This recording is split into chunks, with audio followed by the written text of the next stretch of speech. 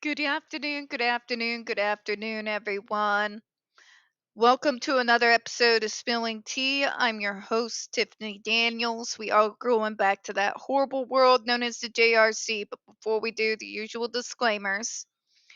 If you are unfamiliar with the Stop the Shocks campaign or the campaign against the troubled teen industry, you're going to find all the pertinent links right there in the description box. Please, in particular, take note of the article written by NeuroClastic, a small non for profit started by autistics for autistics. In it, they interviewed over 900 ABA professionals in regards to the Judge Rotenberg Educational Center's so called behavior modification program. The JRC doesn't want you to read that article so much they've threatened NeuroClastic with a defamation lawsuit if they did not remove it from the website. NeuroClastic has refused, so you know the drill. Please read the article. Share it on all your social media. Also included in there is NeuroClastic's public statement regards to the defamation lawsuit threat, as well as a link to their GoFundMe. We are crowdfunding just in case the JRC actually sees through with their threat. Trigger warning 1 when we discuss places like the Judge Rotenberg Educational Center and Agape Boarding School for Boys. You're going to hear vivid descriptions of and catch clips or surveillance footage of people with mental health issues and disabled people being tortured and abused. If you got young children present, folks, please go ahead and utilize those headphones, all right? This channel is marked not for kids for a reason. We do use profanity on occasion and speak on dark subjects. If your child is 16 and younger and they are watching this, very obviously parental supervision is advised. Now, folks, both the comment and the response looks pretty wordy. So we're going to bust this up a little bit, all right? Just warning where we left off here. A comment argues that applying the ban only to a discrete use of ESDs in one type of a patient population instead of all aversive conditioning devices is arbitrary.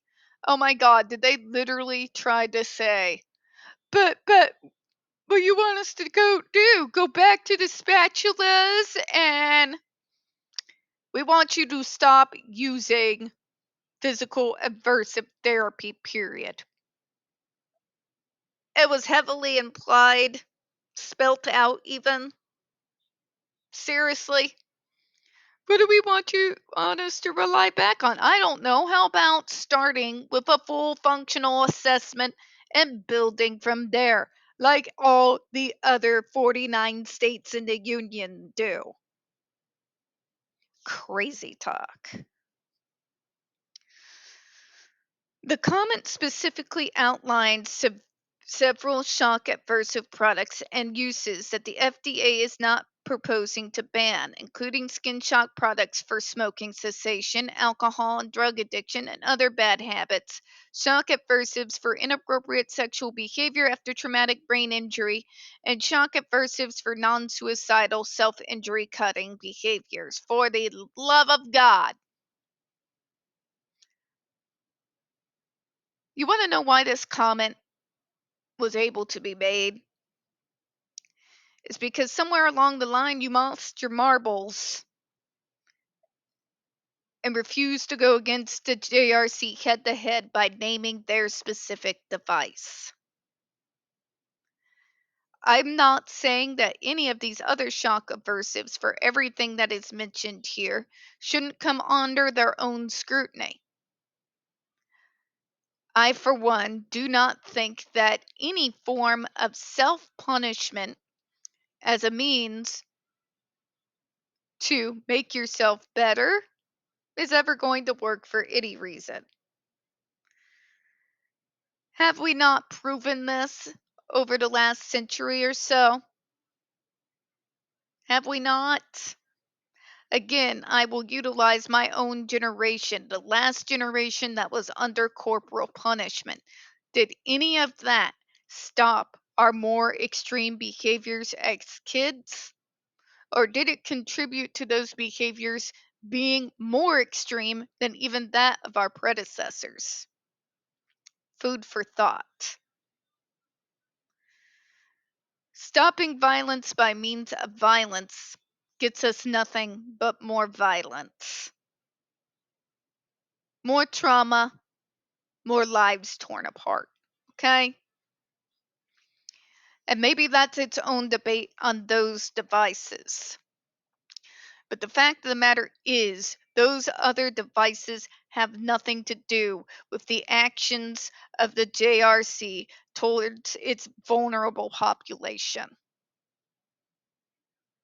Nor do those have anything to do with the specific device that is only used at the JRC. But because they backpedaled so hard, now we have to talk about devices that were not a part of the conversation in the first place. But let's read on, shall we? The commenter states that the FDA has not provided a discussion or rationale distinguishing why the risks of skin shock are acceptable for these devices for these other conditions and not the treatment of patients with SIB or AB. Okay, let's start with that, shall we? Let's start with the fact that those other devices being mentioned are not being used at just below the lethal limit. The SIBIS machine operates off of 2 to 3 MPa, the same as your general police taser. The device that they are using at the JRC is fundamentally, profoundly, and barbarically different than the devices that you're talking about in regards to treating these other issues. The GED is unique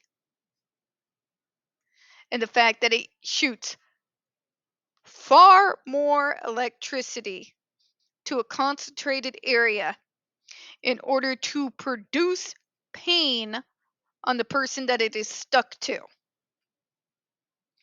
And let's dig into it even more, shall we? But why can't we do it for all this, but not for this? The individuals that you are mentioning here, Karen, lethal, Kool-Aid drinking, batshit insane, probably Trump worshipping Karen,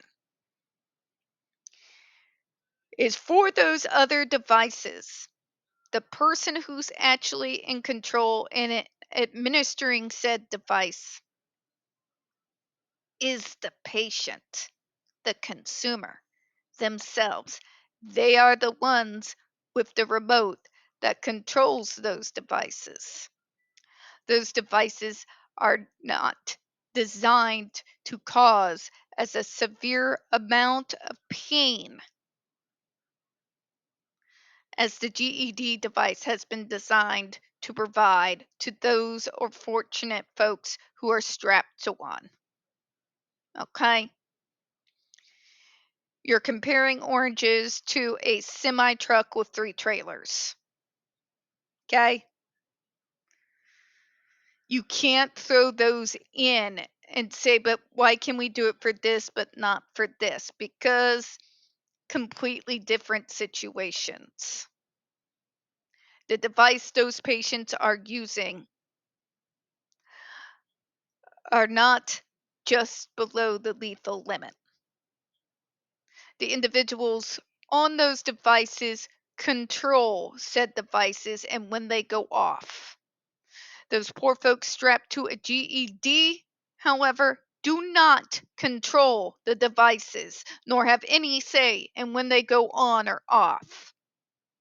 They have a person sitting away from them 3 feet at all times with a remote control strapped to their belt with their face on the picture, okay? These are not the same things. Okay? God. The commenter further argues that the FDA's distinction based on patient control over the shocks is misplaced because in all cases parental or guardian consent is required and obtained. Oh, Jesus fucking Christ. Well, it doesn't matter if you, the consumer, don't want to be tortured because your parents signed off. So that makes it okay. So you're not allowed to say that there is a distinction between those who control their own devices and these kids because their parents consented and that should be good enough. It's not good enough, Karen. It's not good enough. Especially when we know the shady shit that the JRC gets up to in order to obtain that consent. We've gone over that previously on this channel, where they have literally threatened to turn their kids over into jail. They have threatened to sue the parents for guardianship over their child if they refuse to agree to have the GED device slapped on their kids.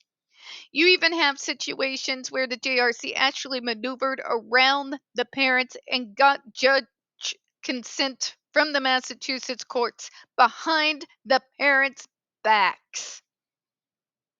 Okay?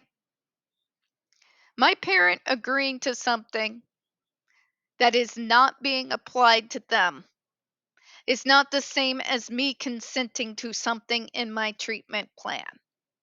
Okay? Stop with the crap. Again, especially when we know the shady links that the JRC will go to in order to get these kids strapped to those devices. So what are we seeing here, kids, before we close out and get the response in the next video? We're trying to defend the JRC, this particular Karen, by providing false equivalences. In particular, using devices who run at a far, far lower electrical current than the device being used at the GED. The GED at JRC. You know where I was going there, right? And they're trying to compare it with treating my out of control autistic kid, which nothing else would work. It reminds me of the terms when abusers said, but all my kid understands is violence. It's the same defense, Karen.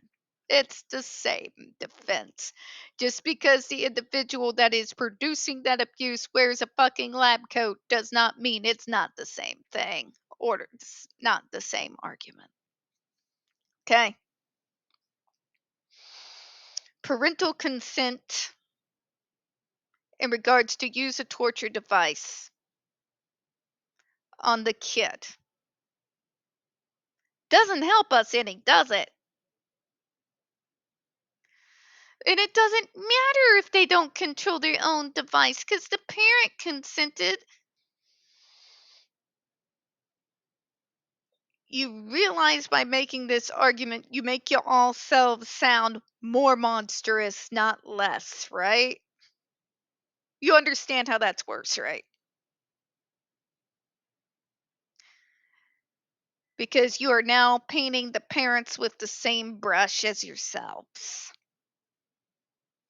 Makes someone like me think maybe these folks don't need to be having kids to make such horrific, barbaric decisions in regards. We're going to close out on that, folks. We don't get very many views on this channel. The few that we do get do tend to get removed from time to time. Please don't forget to hit the like button, hit subscribe, and don't forget to hit the comments. And before we finally close out, I'm going to make another comment. There have been cases, in particular what were pertinent in the early 2000s, in regards to when a court would remove parental rights in order to make medical decisions towards their kids.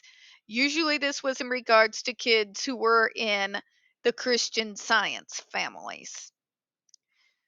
When it was found in those particular cases that due to their beliefs, the parents would not get the kids life-saving medical interventions that they need to continue to survive, the courts would then temporarily take those medical decisions out of the parents' hands so that the kid could receive the proper medical treatment necessary. Okay? Why was this done? I use this to finally decimate this idea that parents always make the best medical decisions in regards to their children, because the fact of the matter is, in reality, that is simply not the case. So throwing around parental consent like it's this win all be all green flag towards whatever the hell you want because you call it treatment doesn't work here. All right, folks. I do appreciate your time. And as always, folks, we here at Smelling Tea hope you have a good one. I'll see you in another few minutes.